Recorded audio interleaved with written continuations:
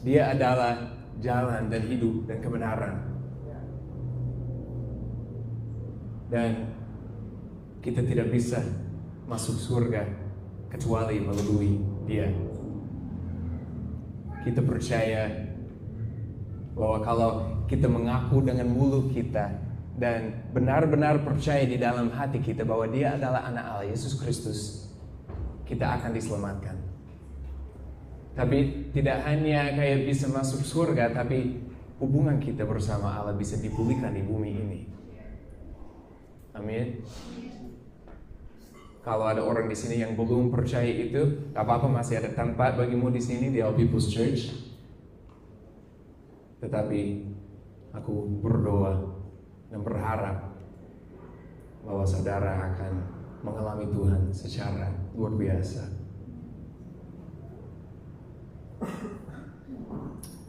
Sebelum kita mulai dengan khotbahnya, saya juga mau bertanya. Mungkin ada orang di sini yang menghadapi masalah yang sangat besar,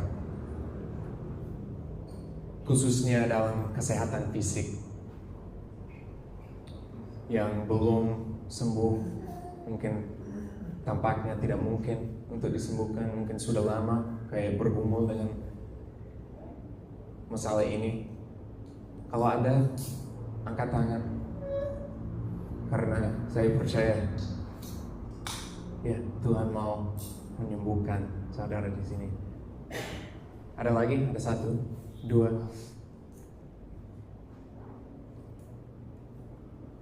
Oke. Berdiri. Ya. Mia juga kan? Oke. Kalau saudara juga bisa berdiri, dan kita sebenarnya mau mendoakan mereka bertiga kan? Ya.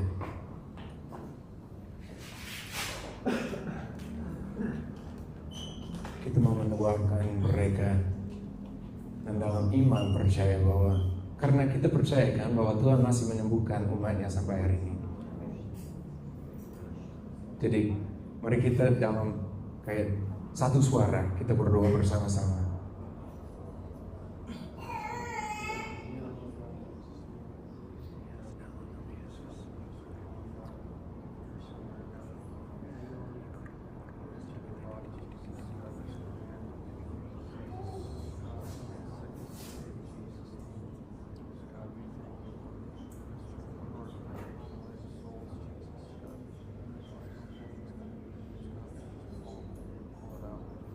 Yes.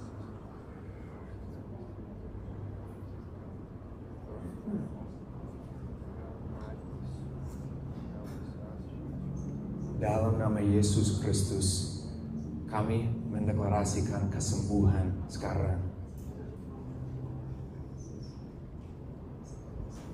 Kami percaya Tuhan bahwa badan mereka akan kembali ke normal dalam nama Yesus. Tidak ada masalah lagi. Kami percaya dalam iman Tuhan bahwa mereka hari ini akan dikuatkan, akan disembuhkan. Dalam nama Yesus. Amin. Ya, silakan duduk kembali.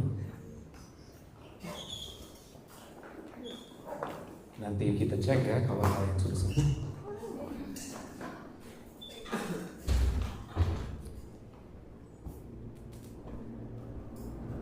Mungkin ada satu lagi, saya tidak mau kayak memalukan orang ini, saya belum tahu siapa ini. Tapi kalau ada orang yang tersiksa secara mental, mungkin sudah lama tersiksa secara mental sampai ya mungkin ini kayak demonic gitu, kayak saudara merasa bahwa ini kayak benar-benar dari si iblis. Saya mengerti mungkin malu untuk kayak angkat tangannya, tetapi saya juga percaya bahwa saudara akan dibebaskan hari ini. Jadi kalau cukup berani, silakan kayak angkat tangan. Kalau tersiksa secara mental,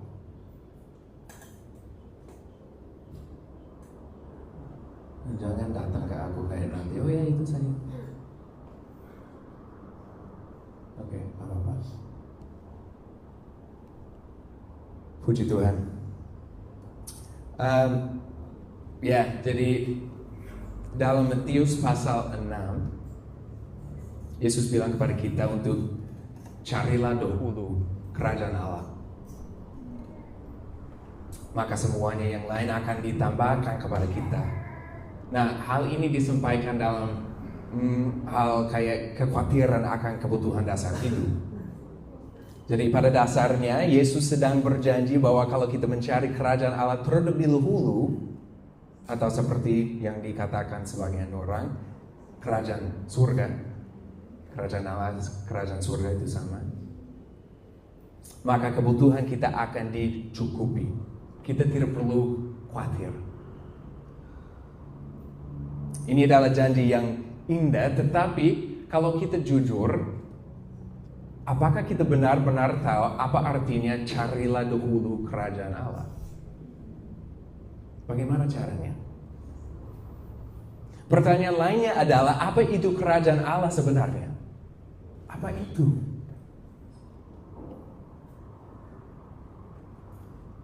Apakah itu surga? Apakah itu sebuah alam spiritual? Apakah itu tempat fisik atau suatu keadaan pikiran? Hari ini kita akan memulai seri baru berjudul Kerajaan Allah itu seperti. Dan tujuan kita adalah untuk lebih memahami kerajaannya, sehingga kita bisa mencarinya di atas segalanya. Kita akan belajar dari kitab Matius karena dia menyebut tentang kerajaan Allah lebih dari 30 kali sebenarnya. Nah, apa yang bisa kita harapkan untuk dipelajari dari seri ini? Nomor 1, apa itu kerajaan Allah? Walaupun cukup misterius dan gak terlalu jelas, kita akan mencari kayak artinya. Kerajaan Allah itu apa? Nomor 2, arti dari beberapa perumpamaan kerajaan. Nomor 3, bagaimana kita bisa secara praktis mencari kerajaan Allah. Nah, bagaimana kita akan mendapat manfaat dari seri ini? Nomor 1, kita akan bertumbuh dalam iman, puji Tuhan. Nomor 2, kita akan bertumbuh dalam pemahaman Alkitab yang sangat penting. Dan yang ketiga, kita akan lebih fokus kepada Allah dan kurang fokus kepada diri kita sendiri. Nah, penjelasan Yesus tentang kerajaan Allah dalam kitab Matius dan sebenarnya juga di kitab Injil lainnya cukup misterius, gak terlalu jelas. Yesus menggunakan perumpamaan, yaitu cara metaforis dan agak puitis untuk menjelaskan sesuatu. Dan kita akan mendapati bahwa perkataannya seringkali sulit untuk dimengerti, khususnya yang berkaitan dengan kerajaan Allah. Tetapi hal ini memang disengaja, ada tujuan. Namun kenapa? Guru seperti apa yang dengan sengaja membuat ajarannya sulit dipahami? Bukankah tujuan mengajar adalah supaya pendengarnya bisa ngerti? Tidak selalu begitu dengan Yesus. Dia tidak hanya ingin mentransfer informasi kepada sekelompok konsumen yang tidak akan melakukan apapun dengan informasi tersebut. Yang sebenarnya sudah terjadi pada kebanyakan jemaah gereja, menjadi konsumen. Kayak menerima pengetahuan dan tidak lakukan apa saja dengan pengetahuan itu. Mereka duduk, menerima informasi, tidak lakukan apa-apa. Mereka tidak menerapkannya dalam hidup mereka. Mereka hanya merasa puas karena sudah pergi ke gereja seperti yang seharusnya, ya kan? Namun ini bukan apa yang Yesus inginkan buat murid-muridnya. Dia berharap murid-muridnya menjadi seperti kalian, seperti kita di All People's Church. Orang-orang yang memberikan perhatian sepenuhnya kepadanya. Orang-orang yang haus akan kebenaran.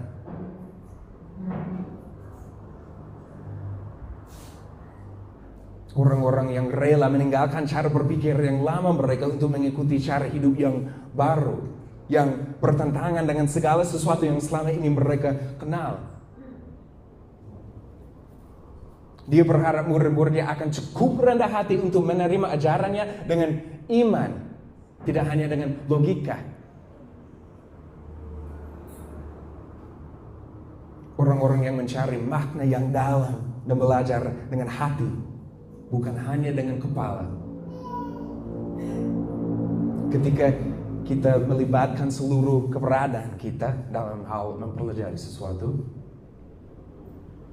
maka itu lebih dari sekedar pengetahuan. Itu menjadi kayak bagian dari diri kita. Itu menjadi kepercayaan sejati bagi kita.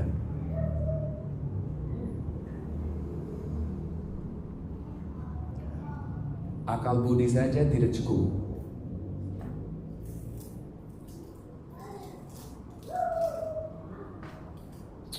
Kecerdasan saja tidak cukup. Penting, tapi tidak cukup.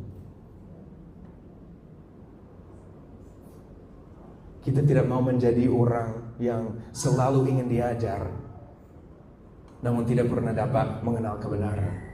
Dari 2 Timotius.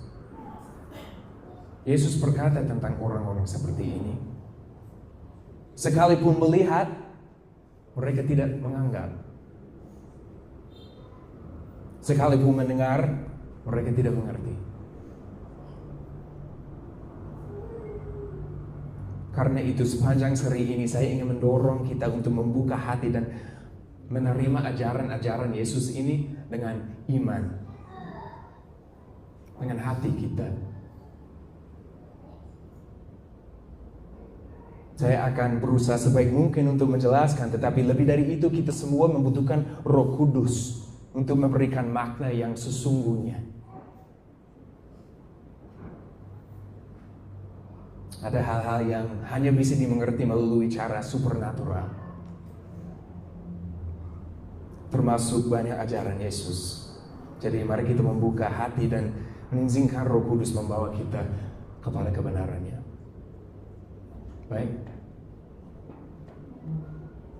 Baik, jadi mari kita menjawab pertanyaan besar ini terlebih dahulu.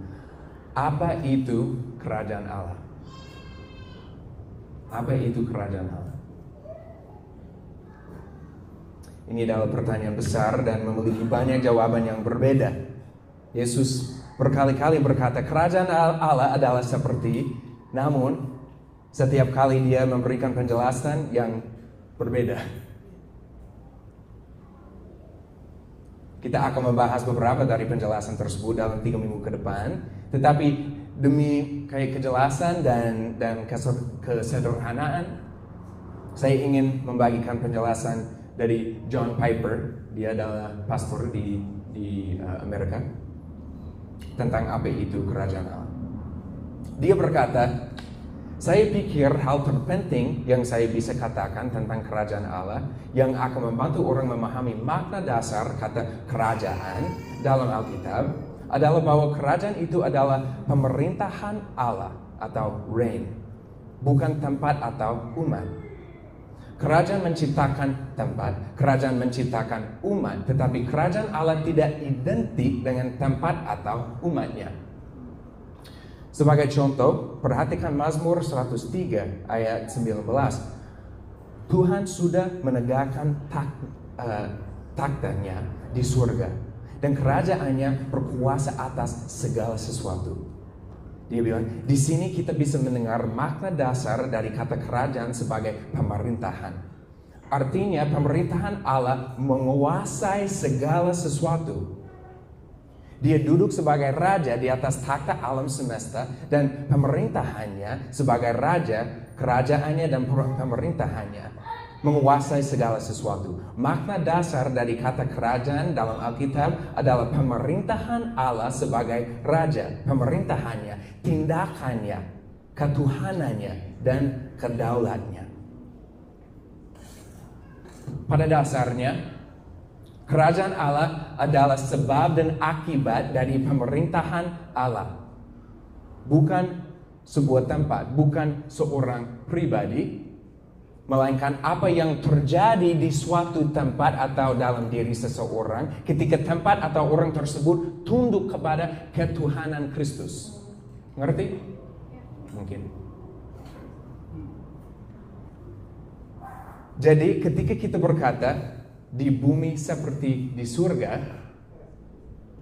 kita sedang menyatakan bahwa realitas Tuhan akan menjadi realitas kita.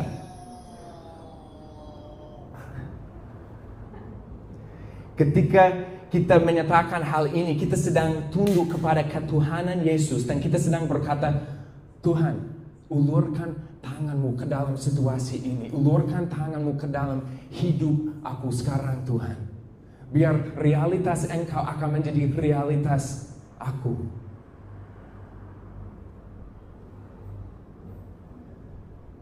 Ubah keadaanku supaya mencerminkan surga, Tuhan. Tolong aku berpikir seperti Engkau berpikir. Tolong aku berbicara seperti Engkau berbicara. Tolong aku bertindak sama seperti Engkau bertindak di bumi ini. Apapun yang sedang terjadi di surga saat ini, biarlah itu terjadi di bumi ini.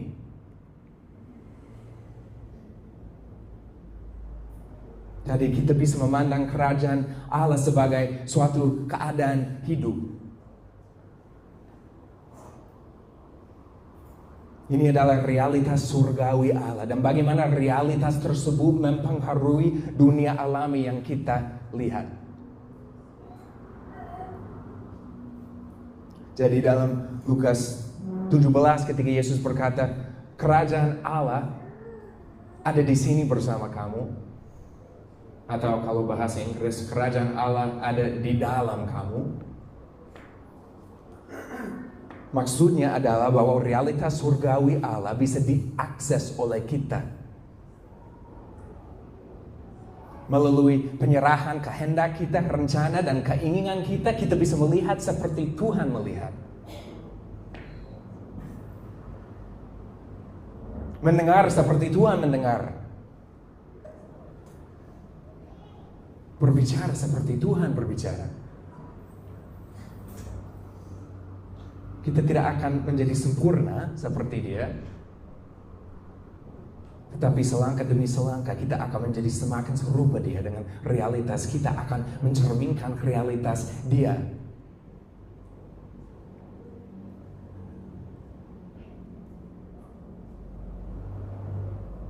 Di bumi seperti di surga. Jadi ketika kita diperintahkan untuk mencari kerajaan Allah terlebih dahulu, atau carilah dahulu kerajaan Allah, kerajaan surga, itu berarti kita tunduk kepada ketuhanan Kristus dan menginginkan realitas yang menjadi realitas kita. Itu berarti kita mati terhadap daging kita setiap hari. Itu berarti kita lebih menghargai pendapat Allah dan kurang menghargai pendapat dunia. Itu berarti kita lebih mempercayai janji-janji Alkitab daripada janji-janji dunia ini. Itu berarti kita lebih rindu melihat dengan mata rohani daripada dengan mata jasmani. Itu berarti kita tidak lagi diperbudak oleh keterbatasan manusia karena kita melayani Allah yang tidak terbatas.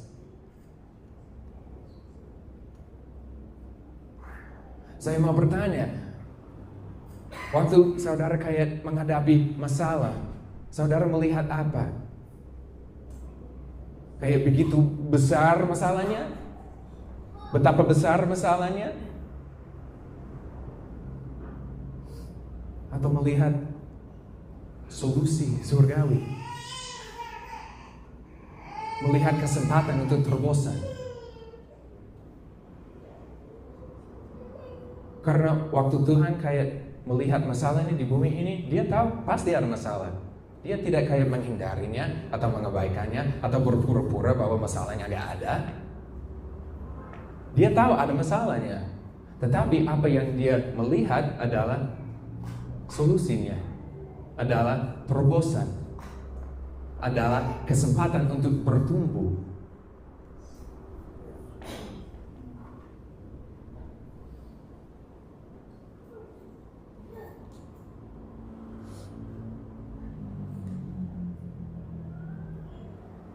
Ini alasan kita baru berpuasa sebagai komunitas, biar kita bisa kayak mati terhadap daging kita.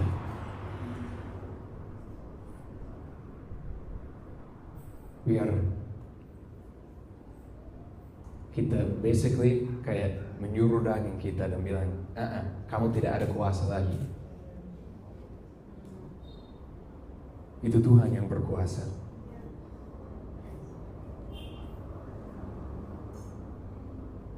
Itu kita berteriak kepada daging kita dan bilang, kamu tidak bisa kontrol aku lagi.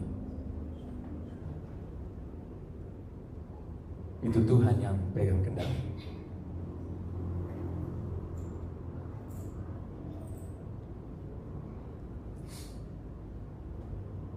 Apakah kita menginginkan hal ini? Apakah kita ingin mencari kerajaannya terlebih dahulu? Apakah kita ingin hidup sesuai dengan pernyataan di bumi seperti di surga? Apakah kita ingin melihat seperti dia melihat, mendengar seperti dia mendengar? Apakah kita ingin hidup dengan realitas surga?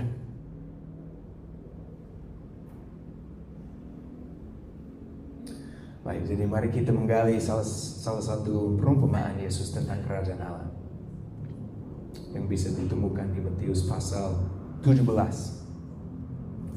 Ini adalah salah satu ajaran Yesus yang sangat terkenal sekaligus sangat menantang. Kita akan segera mengetahui alasan hal itu begitu menantang. Kita baca bersama ya. Matius 17 mulai dari ayat 21. Saya baca sendiri. Kemudian Petrus datang kepada Yesus dan bertanya, "Tuhan, sampai berapa kalikah aku harus mengampuni seseorang jika dia berbuat salah terhadapku? 7 kali?" Mungkin itu penting untuk kayak mengerti konteksnya di sini. Karena sebenarnya orang Yahudi, orang Ibrani pada waktu itu mereka kayak mengajar umatnya bahwa mereka hanya harus kayak mengampuni orang 3 kali. Kalau mereka berbuat salah terhadap Danis bisa ya harus kayak ampuni, dan 2 kali harus ampuni, dan 3 kali harus ampuni. Tetapi kalau itu terjadi 4 kali tidak harus lagi. So ini kayak aku bilang cool. Oh pukul. It was like oh cool. Jangan cool. Jadi ini agak lucu karena ini Petrus kayak, Tuhan, berapa kali aku harus kayak ampuni? 7 kali? Lebih dari 3 kali kan? Tapi Yesus menjawab, aku bilang kepadamu, kamu harus terus mengampuni mereka lebih dari 7 kali. Ampunilah mereka sebanyak 77 kali. Aku katakan begitu karena kerajaan Allah itu seperti seorang raja yang memutuskan untuk melihat laporan dan pembantu-pembantu yang sebenarnya, mari kita mundur sedikit. Saya mau bilang, dia tidak kayak, ini tidak berarti kayak secara harfiah Kayak kita harus kayak mengampuni orang 77 kali. Jadi jangan kayak hitung sampai itu akhirnya 77 kali gak harus mengampuni mereka lagi. Bukan. Apa yang dia kayak, ya maksudnya adalah kita terus mengampuni mereka dan jangan berhenti.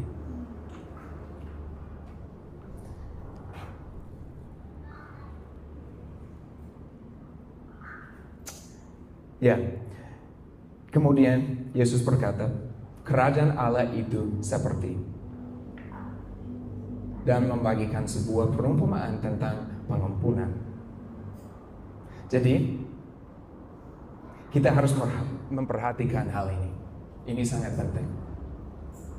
Yesus sedang mengatakan kepada kita, inilah kerajaan Allah. Waktu dia bilang, kerajaan Allah itu seperti, dia bilang, inilah kerajaan Allah. Beginilah cara Allah berpikir. Inilah realitas Tuhan. Inilah cara Allah ingin kita berpikir. Dan inilah realitas yang dia ingin kita hidupi. Jadi kita harus kayak perhatikannya. Mari kita lanjut baca. Dari ayat 24. Jadi, seorang pembantu dipanggil untuk berutang kepada raja itu lebih dari ribuan kilogram emas. Karena dia tidak mampu membayar utangnya, maka raja memerintahkan dia supaya menjual semua miliknya, termasuk istri dan anak-anaknya. Tetapi dia langsung bersujud di hadapan raja dan memohon, kasihanilah aku. Aku berjanji akan membayar semua utangku. Tetapi berilah aku waktu. Sang raja menjadi kasihan kepadanya. Karena itu, ia membebaskan orang itu dari segala utangnya. Ini sangat luar biasa. Siapakah yang diwakili oleh pembantu itu? Itu adalah kita. Umat manusia. Dan siapakah yang diwakili oleh raja itu? Itu Allah. Pembantu yang berutang sejumlah uang yang sangat besar menggambarkan kita dan dosa-dosa kita. Dosa-dosa kita layak menerima hukuman. Lebih dari apa yang sanggup kita bayar. Bagian pertama dari Roma 6:23 berkata, sebab upah dosa adalah kematian. Sebab upah dosa adalah kematian. Utang kita begitu besar sehingga kita tidak akan pernah bisa melunasinya dengan perbuatan baik. Tidak mungkin. Ribuan kilogram emas yang dikatakan di sini, itu sekitar, mungkin membutuhkan sekitar 2000 tahun sampai bisa kayak dilunasi. Berarti tidak mungkin dilunasi.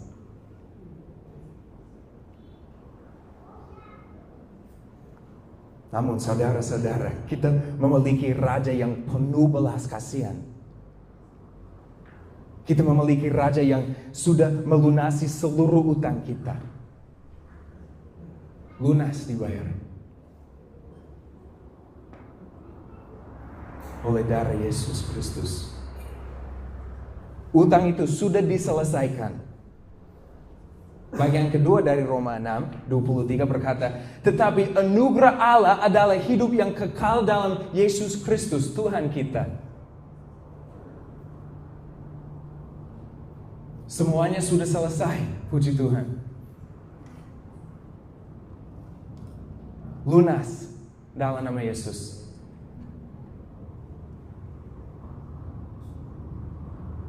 Kita lanjut baca.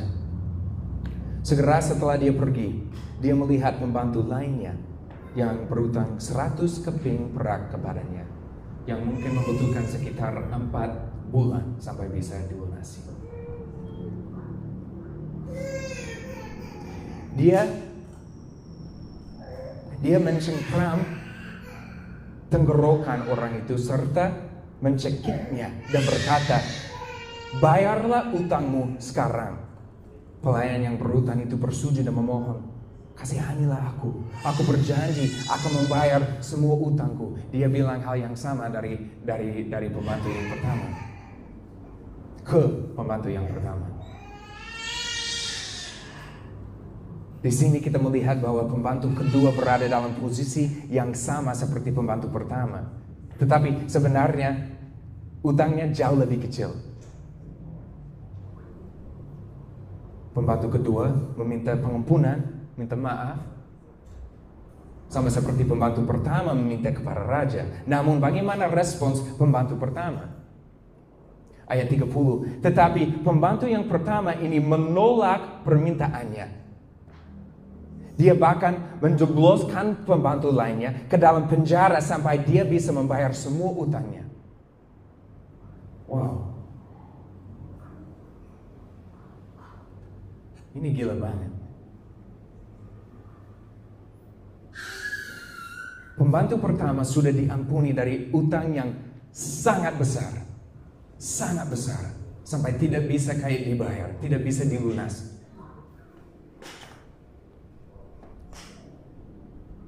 Dia sudah menerima belas kasihan yang besar dari sang raja.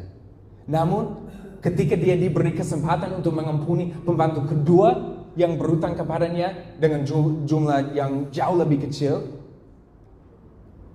dia bukan saja tidak mengampuni, tetapi dia juga menghukum orang itu.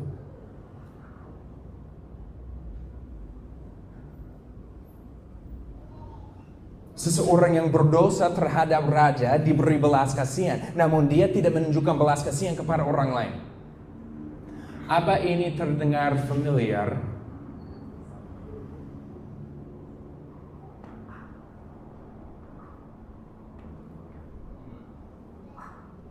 Inilah manusia. Inilah daging kita. Saudara, utang kita sudah dibayar. Lunas. Kita tidak perlu bekerja untuk melunasi dosa-dosa kita. Semuanya sudah dibayar oleh Raja kita, oleh darah Yesus Kristus. Bagi kita yang sudah mengaku dengan mulut dan percaya di dalam hati bahwa Yesus adalah anak Allah, bahwa dia mati dan di kayu salib dan bangkit dari kubur 3 hari kemudian. Bagi kita yang percaya bahwa Yesus Kristus adalah satu-satunya jalan kebenaran dan hidup, kita sudah diampuni dari dosa-dosa kita dan akan mewarisi hidup yang kekal di dalam Firdaus, di dalam surga.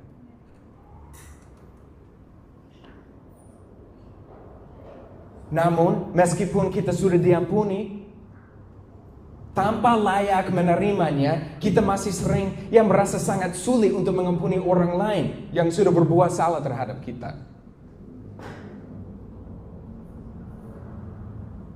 Kenapa begitu? Kenapa orang-orang yang sudah diampuni justru kesulitan untuk mengampuni orang lain? Karena daging kita. Karena sifat duniawi kita. Roh kita ketika selaras dengan roh Allah akan mengampuni orang lain apapun yang sudah mereka lakukan. Namun daging kita akan selalu melawannya.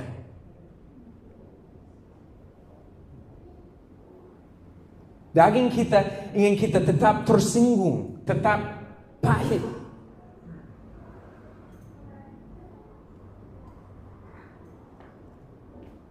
Daging kita ingin kita menyimpan kepahitan terhadap orang lain. Daging kita berkata, ya dia melakukan begini kepadaku. Dia tidak layak diampuni. Atau aku punya hak untuk tersinggung dan marah kepadanya. Daging kita ingin menghukum orang atas kesalahan mereka.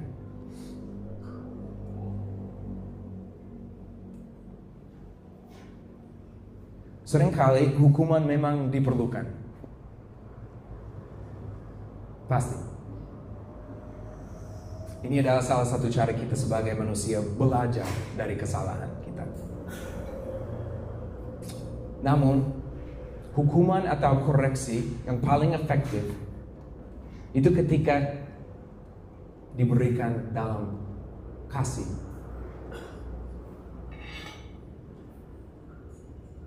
Kalau hukuman diberikan karena kemarahan atau kepahitan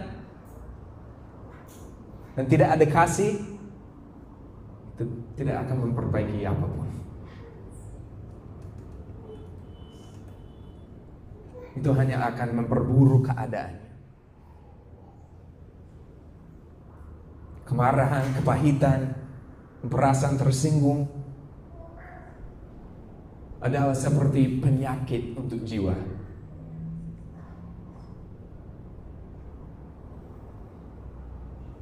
Kepahitan, kemarahan itu tidak akan kayak hilang secara otomatis. Itu bertumbuh secara otomatis, semakin besar.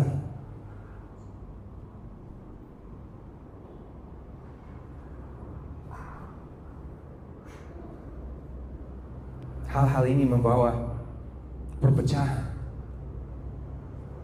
Dan Tuhan membenci perpecahan.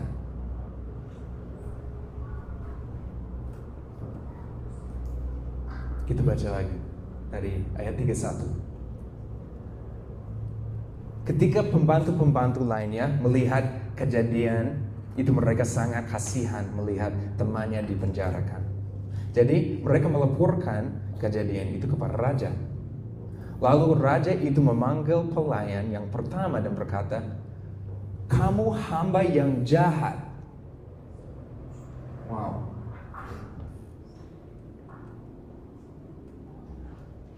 "Kamu hamba yang jahat.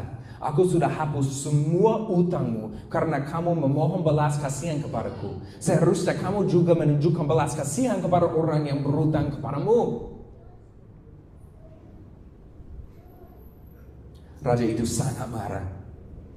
Karena itu dia perintahkan agar pembantu yang jahat itu dipenjarakan sampai semua utangnya lunas. Bapakku di surga juga akan melakukan hal yang sama seperti yang dilakukan raja itu.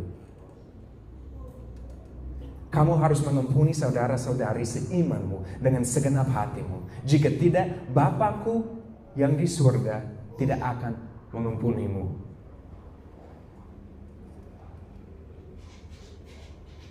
Saya tidak menulis hal ini. Ini Yesus yang berkata ini, oke? Harus ingat hal itu, karena ada banyak hal yang susah untuk kayak diterima, susah dimengerti. Tetapi ini Yesus yang bilang ini.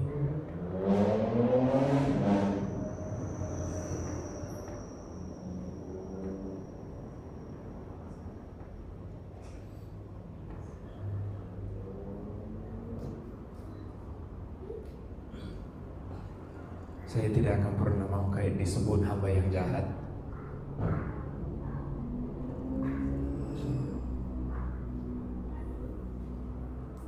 Saya berharap bahwa kita semua kayak setuju dengan hal itu juga.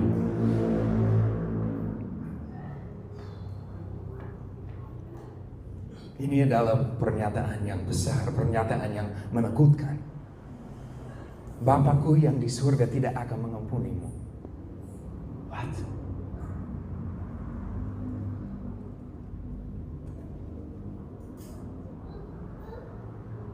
Kenapa Allah begitu serius tentang pengampunan terhadap sesama? Dengarlah. Ketidakmengampunan bertentangan dengan Injil. Ketidakmengampunan itu melawan pesan Injil.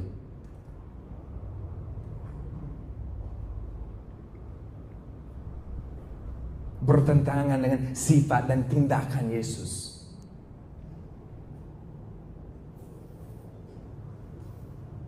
Ketika kita memutuskan di dalam hati untuk tidak mengampuni seseorang, meskipun pelanggaran sangat besar, kita juga sedang memutuskan untuk tidak menyetujui pesan Injil. Oh,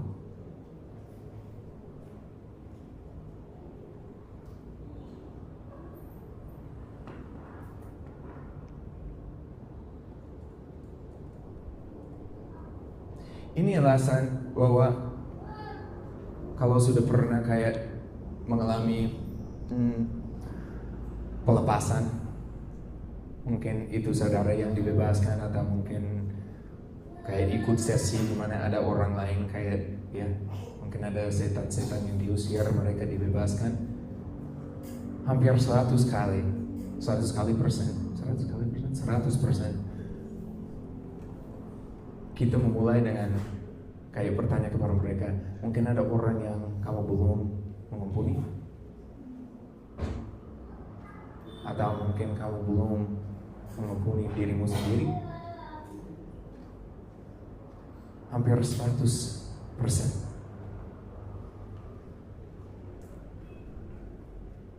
Kenapa?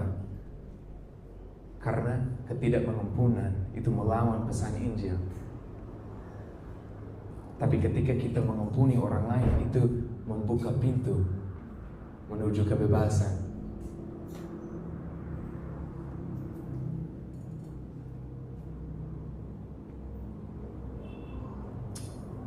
Bisakah kita membayangkan kalau Allah bertindak seperti itu terhadap kita?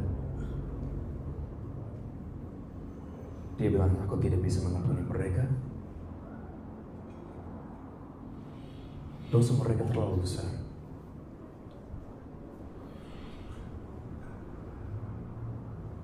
Mereka sering berbuat dosa terhadapku.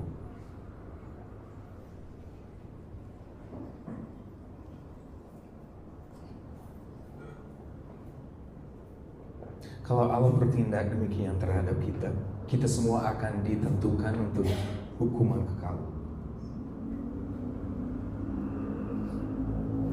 Mungkin sebagian dari kita berpikir, ya tetapi Dia adalah Allah, Dia sempurna. Dia sanggup mengampuni semua dosa kita karena Dia sempurna. Dia suci. Dia menciptakan seluruh dunia, seluruh alam semesta. Dia tidak terbatas. Benar. Memang benar. Tetapi Dia memiliki emosi seperti kita.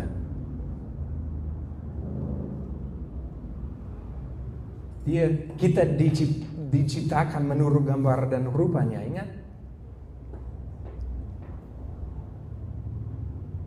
Allah, Dia bisa marah. Dia bisa sedih. Dia bisa kecewa. Namun Dia tetap mengampuni kita atas semua kesalahan yang kita lakukan dan pikirkan. Karena Dia mengasihi kita. Tanpa syarat. Lebih lagi, Allah tidak menyuruh kita untuk mengampuni semua dosa umat manusia.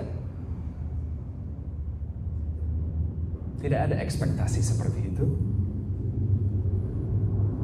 Dia meminta kita untuk melakukan sesuatu yang jauh lebih kecil walaupun masih susah. Itulah sebabnya dalam perumpamaan ini, pembantu pertama yang memiliki utang besar yang tidak mungkin dilunasi harus diampuni langsung oleh raja.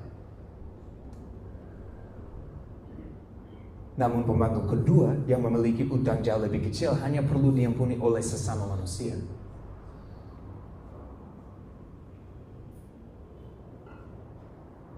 Dalam cerita tersebut dikatakan bahwa utang pembantu pertama adalah ribuan kilogram emas. Kita sudah tahu jumlahnya tidak bisa dilunasi. Tidak mungkin. Makanya harus diampuni langsung oleh sang raja.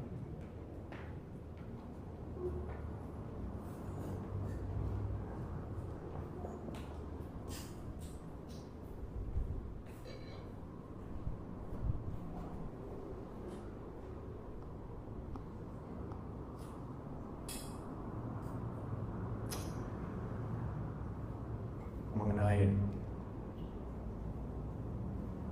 pembantu kedua,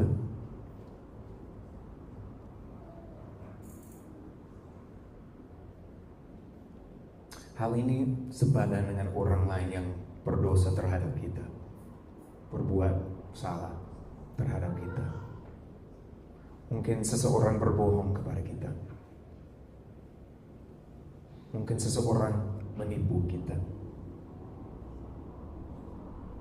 Walaupun hal ini tetap menyakitkan bagi kita, kita mampu mengampuni mereka. Bagaimana? Karena mereka yang sudah banyak diampuni mampu mengasihi dengan besar. Saudara-saudara, kita sudah banyak diampuni.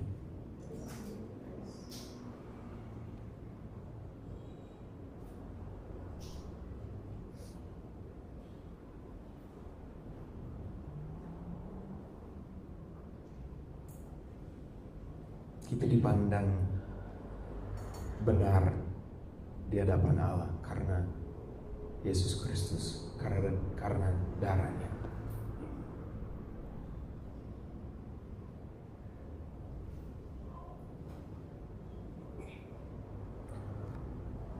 Inilah realitas Allah.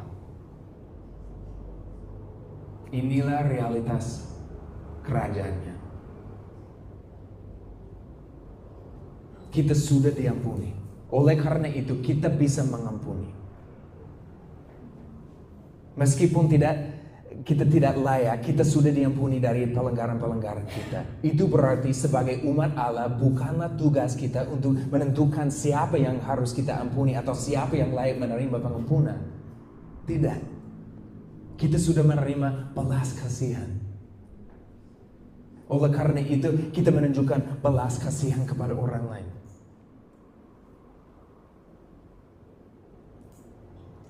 Inilah kerajaan Allah.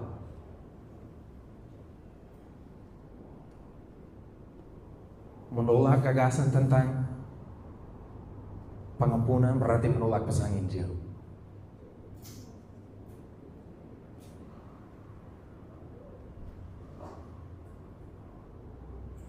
Jadi dalam mencari kerajaan Allah, itu berarti kita bersedia membiarkan Allah menyelidiki hati kita dan menyatakan apakah ada ketidakmengampunan di dalam diri kita.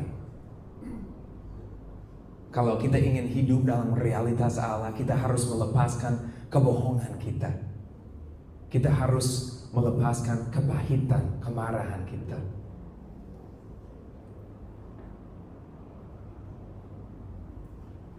Inilah jalan menuju kebebasan di dalam Kristus. Inilah kita menyetujui Injil. Kita sudah diampuni. Maukah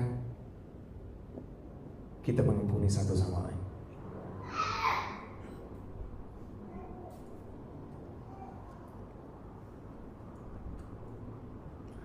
Oke, kita mau merespon.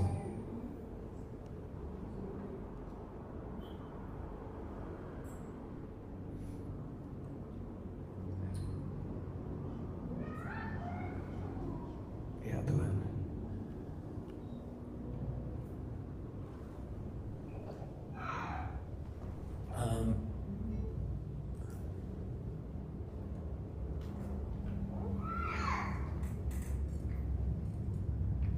Ya, saya mau beri beberapa menit kepada kita sekarang.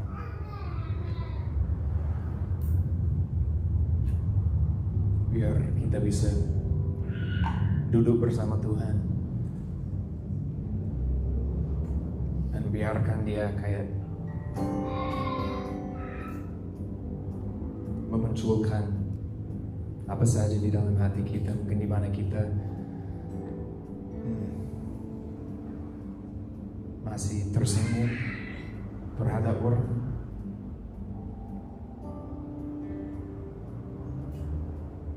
masih marah kepada Dia, masih ada kepahitan.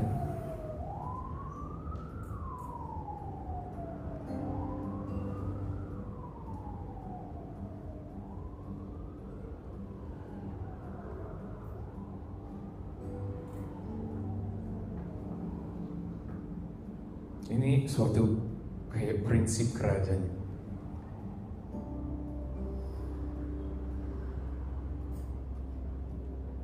Kalau kita membebaskan orang lain, kita dibebaskan.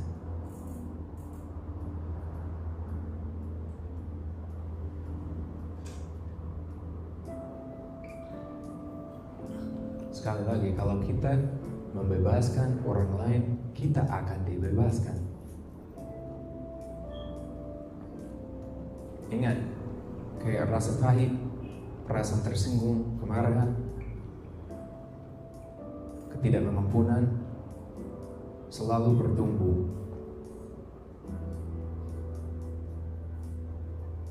Kalau kita tidak melepaskannya.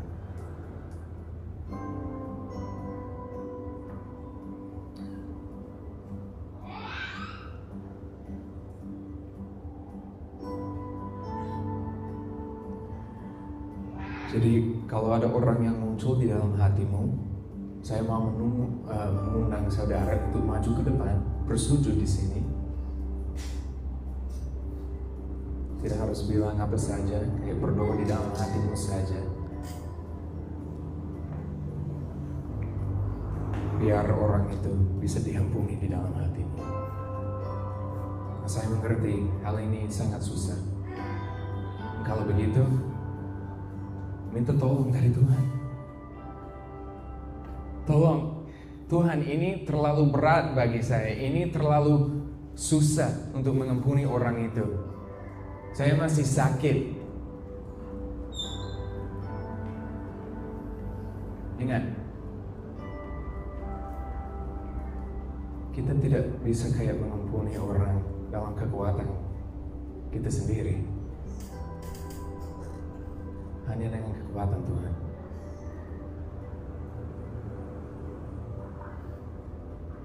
Dan kalau itu kehendak Tuhan, bahwa kita mengampuni orang lain, Dia akan membantu kita.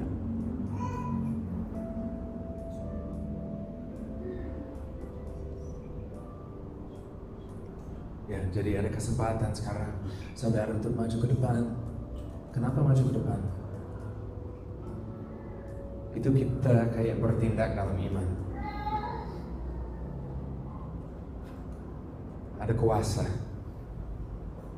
ketika kita merespon secara fisik.